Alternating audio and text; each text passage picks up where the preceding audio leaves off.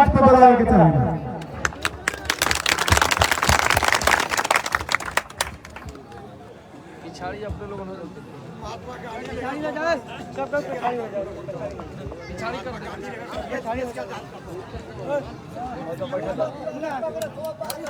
इस सभा के सभापति महोदय, मंच पर आसीन जनमत पार्टी के नेतागण तथा इस बैठक में पधारे समस्त ग्रामवासियों को मैं सीके रॉक सबसे पहले कोटि कोटि प्रणाम और नमन करना।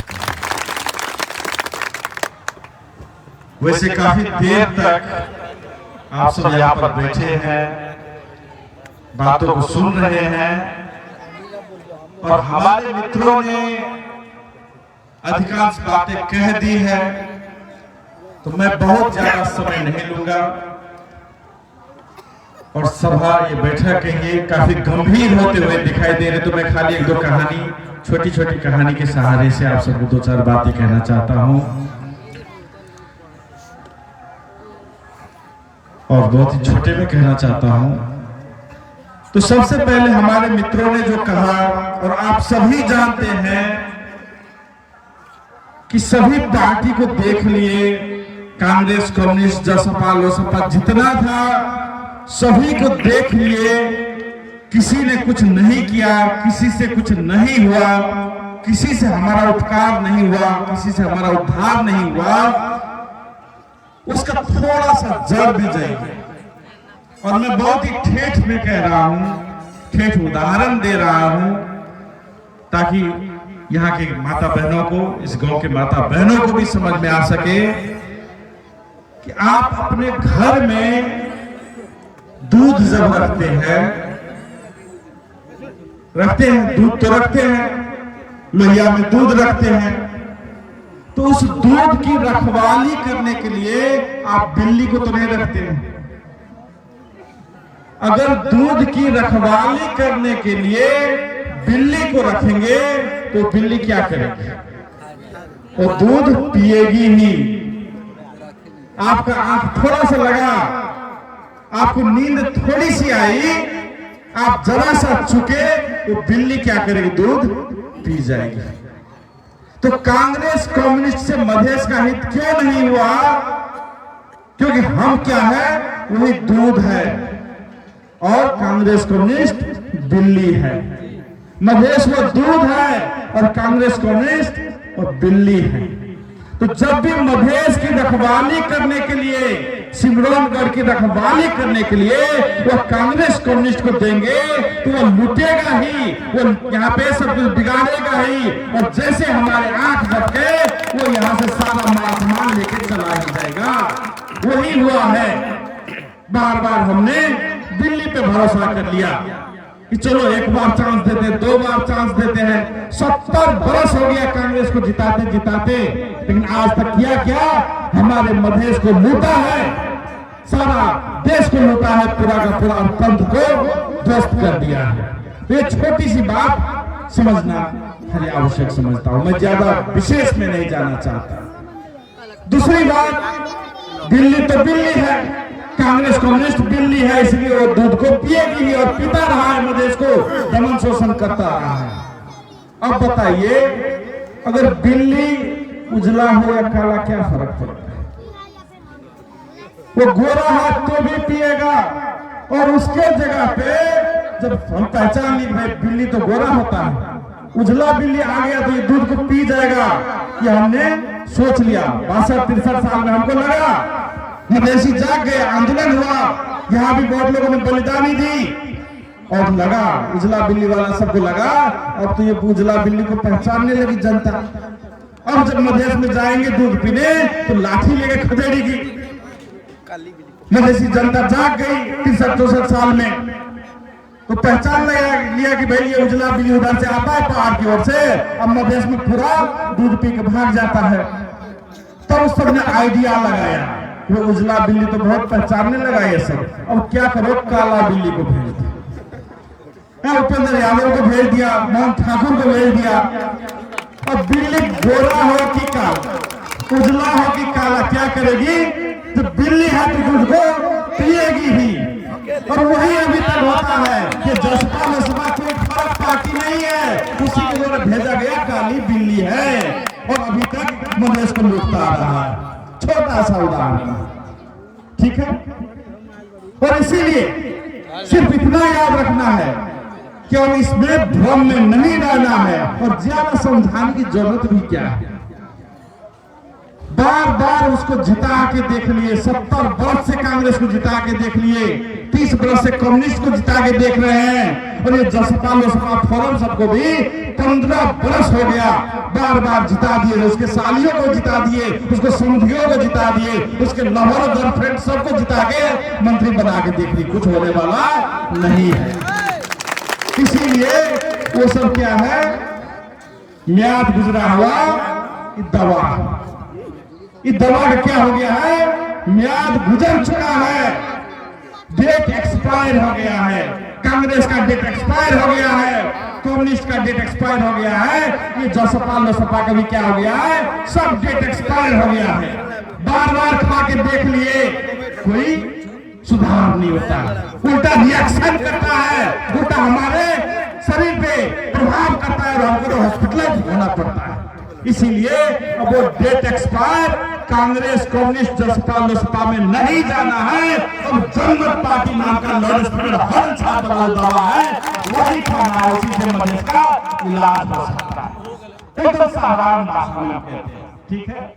अब दूसरी बात ये रहा कि भाई हम सब इतना गाली देते हैं नेता को, क्योंकि सताया है, एक एक मधेसी जनता को सताया है। कभी झूठा मोटा कांग्रेसिया सब लगा देता है, कभी जमीन पे डोजर चला देता है, कभी जमीन हड़प लेता है, अनेक किस्म से यातना मधेसियों को देता। बजट तो खाता ही है, लुटता ही है, लेकिन अनेक यातना भी देता रहा है।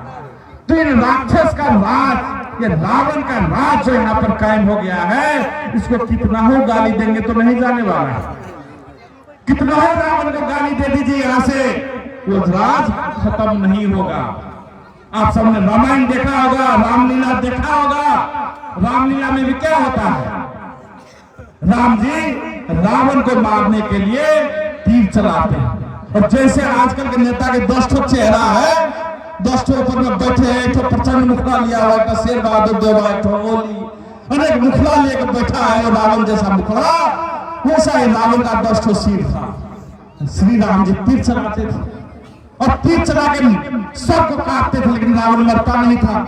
राम जोर से प्रयास करने लगता था, हाँ हाँ कि भाई देख राम, तू तो मेरे सर को काटता है, लेकिन मैं मरता ही नहीं हूं, मैं तो अमर हूं। वही बात, वही नेता सब का रावण राज जो है, वही खेल है। हम सब यहाँ पे गाली देते हैं, हम सब वहां पर लेख लिखते हैं, लेकिन इनका राज खत्म ही नहीं हो रहा है। एक मुड़ी को काटता है, फिर दूसरा आ जाता है। बनकर ओली को हटाए, शेर बहादुर देवा आ गया, इसको हटाएंगे फिर प्रचंड आ जाएगा। वही रावण वाला मुड़ी फेरा फेरी हो रहा है, खाली राम वाला प्रभु वाला चेहरा ही नहीं दिखाई दे रहा है। तो हमको याद करना है, हमको शिक्षा लेना वही रामायण से, रावण का अंत कैसे हुआ। तो श्री राम जी को ज्ञान हुआ कि भाई इसका सर काट के नहीं होगा, इसे इसको गाली दे के नहीं होगा, इसको रंचन पे ललकार के भी नहीं होगा, इसको श्राप दे के भी नहीं होगा। क्या किया, क्योंकि रावण का जो है उसका प्राण का आधा नाभि में था, तब तीर जो है राम भगवान उसके नाभि पे चलाया और उसके बाद उसका रावण का अंत हुआ, क्योंकि रावण का प्राण नाभि में। इसी तरह इस नेता का कितना गाली देंगे तो इसका राज खत्म नहीं होगा। कोई मुद्दा भी लगा देता है, फिर उसी का प्यार है, उसी से मिला हुआ है, छोटे छोटे मुकदमा करता है, नेता पर कार्रवाई नहीं करता है। अदालत ले जाइए, किसी नेता को कुछ नहीं होता है। जनता को, निर्दोष जनता को, गरीब गुरुआ को पकड़ के जेल में भेज देते हैं, नेता सब खुला घूम रहा है, नहीं होता है। इसीलिए क्योंकि इसका प्राण जो है कहां पर है, निर्वाचन में। रावण का प्राण बसता था नाभि में, और इस रावण रूपी नेता का प्राण बसता है निर्वाचन में, जहां से उसकी शक्ति आती है।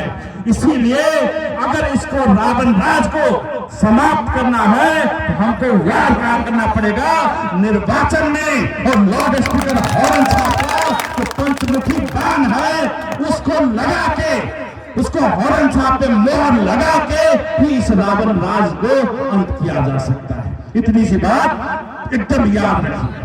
और किसी भी लोभ में नहीं आना है, किसी भी प्रलोभन में नहीं आना है, क्योंकि अगर 5,000 रुपया में आप अपना वोट बेच देंगे तो फिर हम हिसाब लेने के काबिल नहीं रहेंगे। तो हम किसको मुंह दिखाएंगे?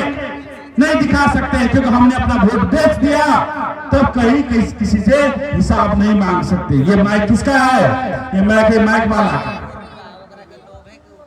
ये माइक वाला का माइक है।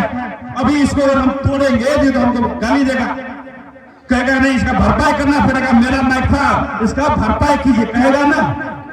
तो ये उसका माइक है, तो हम प्रयोग तो कर सकते, लेकिन अगर इसमें क्षति होगी, ये अभी भरपाई मांगेगा, क्षतिपूर्ति मांगेगा, हिसाब मांगेगा कि मेरा माइक क्यों ऐसा किया। लेकिन यही माइक मैं अगर 500 रुपए में खरीद लूं तो 500 रुपए में माइक मुझको बेच देगा। उसके बाद इस माइक में तोड़ूंगा, फोड़ूंगा, मरोड़ूंगा, उधर फेंक दूंगा, बोलेगा कुछ नहीं बोल सकता। क्यों? उसका माइक मैंने 500 रुपया में खरीद लिया, तो मैं इसको तोड़ूंगा, फोड़ूंगा और चुपचाप उसको सहना पड़ेगा। वही बात है, अगर आप वोट नहीं बेचते हैं तो हिसाब मांग सकते हैं, तो दावा कर सकते हैं, अधिकार मांग सकते हैं, सिफारिश मांग सकते हैं। अगर आपने 500 रुपए में वोट बेच दिया तो नेता उस वोट को कुछ भी करेगा, आपका अधिकार को कुछ भी करेगा, आप बोल नहीं सकते, आपको चुपचाप बर्दाश्त 5 बरस करना ही पड़ेगा। इसीलिए अगर अपना अधिकार पाना है, अपने बाल बच्चे का भविष्य सुरक्षित करना है, तो अपने वोट को कभी भी बेचना नहीं है। इतनी सी बात ये एकदम ध्यान देके याद रखना है। और जो जनमत पार्टी से या कोई भी आदमी उठे, कोई भी आदमी, तो ये मत सोचिएगा ये तो युवा है, अरे पूरा देश ही आज युवा पे चल रहा है, देश को खिलाने पिलाने वाला युवा है। इस पे भी मैं एक कहानी कह देता हूं। जब रावण की सभा चल रही थी पूरा लंका में, तो वहां पर अंगद जी पहुंच गए, और रावण की सभा में तो एक से एक वीर पुरुष सब मौजूद थे, एक से एक महारथी योद्धा सब वहां पर मौजूद थे। मेघनाथ था, कुंभकर्ण था, सब एक से एक दिग्गज योद्धा सब, त्रिलोकी विजय योद्धा सब थे। वहां पर ये बानर एक अंगद चला गया उपदेश देने। अब इसको देखकर पूरा वहां पर ठहाका लगा दिया सब लोग। ये बानर जिसको तो हम ऐसे पकड़ के खा जाएंगे, ये हमको पढ़ाने आ गया, ठहाका लगाने लगा सब लोग वहां पे। तब क्या कहते हैं?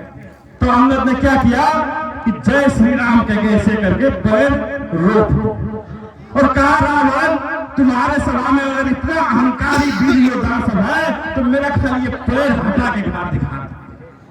और सब एक से एक वीर योद्धा वहां पे गए, लेकिन उसका पैर 10 से मस नहीं हुआ।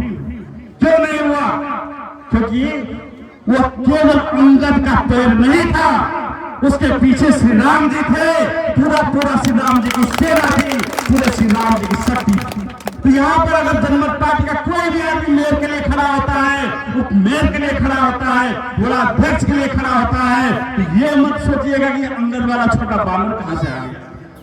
उसके पीछे पूरा जनमत पार्टी की शक्ति है, पूरा जनमत पार्टी की संरचना है, पूरे इंजीनियर का नेटवर्क है, पूरे एक से एक योग्य डॉक्टर का नेटवर्क है, जो यहाँ पर सामुदायिक समाजवाद लाने का काम करेगा, यहाँ के समाज को तरक्की उन्नति की ओर ले जाने का काम करेगा, यहाँ पर घर घर में रोजगार पैदा करने का काम करेगा। और यहाँ पर जो आज तक नेपाल के इतिहास में नहीं आया है, वो जनता राज, आप सबका राज लाने का काम करेगा। मैं आज इतना ही कहना चाहता हूँ और पुनः आपको धन्यवाद देना चाहता हूँ।